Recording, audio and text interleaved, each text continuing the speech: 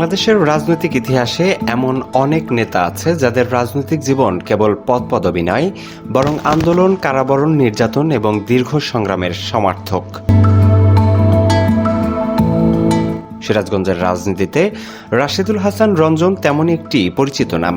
ছাত্র রাজনীতির অগ্নিঝরা সময় থেকে শুরু করে বর্তমান পর্যন্ত প্রায় 4 দশকের রাজনৈতিক পথ চলায় তিনি নিজেকে প্রতিষ্ঠিত করেছেন রাজপথের একজন পরীক্ষিত কর্মী হিসেবে। বর্তমানে তিনি সিরাজগঞ্জ জেলা বিএনপির যুগ্ম সাধারণ সম্পাদক এবং আসন্ন জেলা কাউন্সিলে সাধারণ সম্পাদক পদপ্রত্যাশী।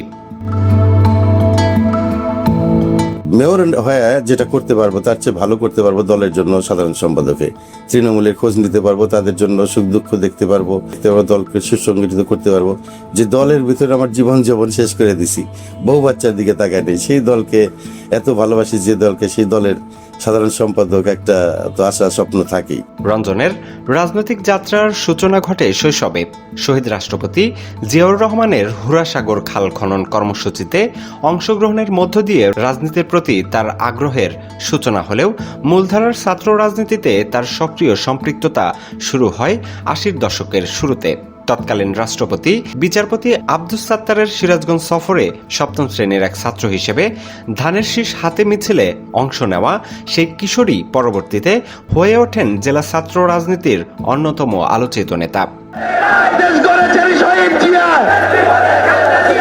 স্বৈরাচার বিরোধী আন্দোলনের উত্তাল সময়ে রঞ্জন ছিলেন রাজপথের সামনের সারির কর্মীদের একজন। তার ভাষ্য অনুযায়ী সিরাজগঞ্জ সরকারি কলেজ মাঠে তৎকালীন রাষ্ট্রপতি হুসাইন মোহাম্মদ এরশাদের আগমনকে কেন্দ্র করে তিনি কয়েকজন সহযোদ্ধাকে নিয়ে বিক্ষোভ প্রদর্শন করেন। পরে আইনশৃঙ্খলা বাহিনীর হাতে গ্রেপ্তার হয়ে পাবনা জেলা কারাগারে দীর্ঘ 9 মাস 9 দিন কারাবন্দী থাকেন। জেল জীবন বা এই মামলার এগুলা শুরু সেই এরশাদ সাহেবের আমল থেকে। তো তখন থেকেই তো আমি জেল খাটি, জেলে যাই। আমি জেলের ভিতরে তো লুঙ্গি পরা শিখেছি, আপনাদের আগেও বলেছি যে আমার দাড়ি মোজ গজাইছে জেলের ভিতরে। এরশাদ সরকারের 9 বছরের শাসনামলে তিনি মোট 6 বার কারাভোগ করেন, যার সম্মিলিত সময় প্রায় 3 বছর। তো এখন এরপর পরে তো এরশাদ সাহেবের সময় আমি আরো দীর্ঘ সময় 9 বছরের 3 বছরই জেল কেটেছি বিভিন্ন মেয়াদে। কারামুক্তির পর ছাত্র রাজনীতিতে তার উত্থান আরও দৃশ্যমান হয়। সিরাজগঞ্জ সরকারি কলেজ ছাত্র সংসদ নির্বাচনে ছাত্রদলের মনোনীত প্যানেল থেকে পরপর 2 বার সহ সাধারণ সম্পাদক এজিএস এবং পরে সাধারণ সম্পাদক জিএস নির্বাচিত হন। জিএস থাকাকালীন সময়ে জেলা ছাত্র দলের কাউন্সিলে সাধারণ সম্পাদক নির্বাচিত হন। পরবর্তীতে কলেজ ছাত্র সংসদের ভিপি পদে প্রতিদ্বন্দ্বিতার সময় সংঘর্ষ ও সহিংসতার ঘটনায় নির্বাচন বাতিল হয়ে যায়। এরপর দীর্ঘ প্রায় 12 বছর জেলা ছাত্র দলের সাধারণ সম্পাদক হিসেবে দায়িত্ব পালন করেন তিনি। 11 মাসের মতো জেলে ছিলাম। তো তারপরে তো বিভিন্ন মেয়াদে 2 মাস 3 মাস 5 মাস কেটেছি। রঞ্জনের দাবি, দীর্ঘ রাজনৈতিক জীবনে তিনি কখনোই কমিটি বাণিজ্য বা চাঁদাবাজির সঙ্গে জড়িত ছিলেন না। তার ভাষায়, আমি বুকে হাত দিয়ে বলতে পারি জীবনে কোনোদিন কমিটি বাণিজ্য করিনি, চাঁদাবাজি করিনি। আমার নামে থাকা প্রায় 2 শতাধিক মামলার একটিও ব্যক্তিগত কারণে নয়, সবই রাজনৈতিক কর্মকাণ্ডকে কেন্দ্র করে। পরবর্তীতে আওয়ামী লীগ সরকারের আমলে তিনি বারবার গ্রেপ্তার, মামলা ও পলাতক জীবনের মুখোমুখি হন বলে দাবি করেন। তার বক্তব্য অনুযায়ী প্রথম মেয়াদেই প্রায় 3 বছর কারাগারে থাকতে হয়েছে এবং বিভিন্ন সময় আত্মগোপনে থাকতে হয়েছে। 111-এর পরবর্তী প্রায় 1.5 দশকের রাজনৈতিক বাস্তবতায় তিনি আরও 21 বার কারাগারে যান এবং দীর্ঘ সময় পলাতক জীবন কাটান। থানায় যাওয়ার মতো আমার বউ ছাড়া কেউ ছিল না, আমার বউ ছেলে ছাড়া কেউ ছিল না, কোর্টেও আমার বউ বাচ্চা ছাড়া কেউ ছিল না। এমন একটা ব্যাপারে পড়ে গেছিলাম এবং অনেকের ধারণা, অনেকে রাত্রি বলছে হয়তো গুম করে ফেলবে, খুন করে ফেলবে। এই ভয়টা যে আমার বউ বাচ্চা যে পেয়েছে, এই দিনটা তার ফিরে আসবে না। তিনি অভিযোগ করেন, রাজনৈতিক কর্মকাণ্ডের জেরে তার পরিবারের সদস্যরাও হয়রানির শিকার হয়েছে। তার দাবি, স্ত্রী দীর্ঘ 15 বছর চাকরি করার পর কোনো নোটিশ ছাড়াই চাকরি হারান এবং তাদের বাড়িতে একাধিকবার হামলা ও ভাঙচুরের ঘটনা ঘটে।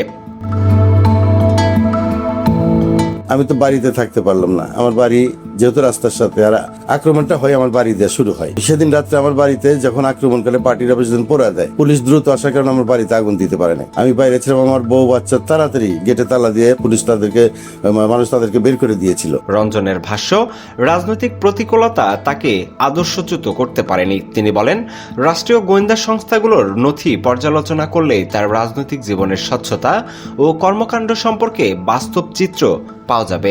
ফেসবুকে বলেছি, আমি বক্তব্য বলেছি যে আমার সম্পর্কে 5 তারিখের আগে সারা জীবনের রাজনীতিতে এবং 5 তারিখ পরেও ডিজিএফআই এবং ডিএসবি এনএসআই রিপোর্ট যদি আমার প্রধানমন্ত্রী বা টুকু ভাই বা অন্যান্য নেতৃবৃন্দ কেন্দ্রের থেকে যদি এদের কাছ থেকে রিপোর্টটা নেয়, সিরাজগঞ্জের সমস্ত নেতাদের রিপোর্ট চাই, আমি বিশ্বাস করি আমার কোনো খারাপ কোনো রিপোর্ট আসবে না, ভালোটাই আসবে। রাজনীতির পাশাপাশি পারিবারিকভাবেও বিএনপির রাজনীতির সঙ্গে সম্পৃক্ততার ধারাবাহিকতা রয়েছে তার পরিবারে। তার বড় ছেলে আবরার হামিম আপন বর্তমানে ঢাকা বিশ্ববিদ্যালয়ে অধ্যয়নরত এবং বিশ্ববিদ্যালয় ছাত্রদলের সহ সমাজসেবা সম্পাদক হিসেবে দায়িত্ব পালন করছেন। দীর্ঘ আন্দোলন সংগ্রাম, একাধিকবার কারাবরণ, অসংখ্য মামলার অভিজ্ঞতা এবং তৃণমূল রাজনীতিতে সক্রিয় ভূমিকার অভিজ্ঞতাকে সামনে রেখে রাশিদুল হাসান রঞ্জন এখন সিরাজগঞ্জ জেলা বিএনপির সাধারণ সম্পাদক পদে দায়িত্ব পালনের প্রত্যাশা ব্যক্ত করেছেন। তার মতে, আগামী দিনের সাংগঠনিক চ্যালেঞ্জ মোকাবেলায় ত্যাগী ও অভিজ্ঞ নেতৃত্বের প্রয়োজন রয়েছে। মাহমুদ টুকু ভাইয়ের কাছে যে এবার সাধারণ সম্পাদক হয়ে আমি দলকে সুসংগঠিত করে, দলকে আরো উজ্জীবিত করে, দলের নেতা কর্মীদের সুখ দুঃখ ভাগ করে নিয়ে আমি দলটাকে গুছিয়ে নিতে চাই। এটা আমি আশা করি, প্রত্যাশা করি তাদের কাছে।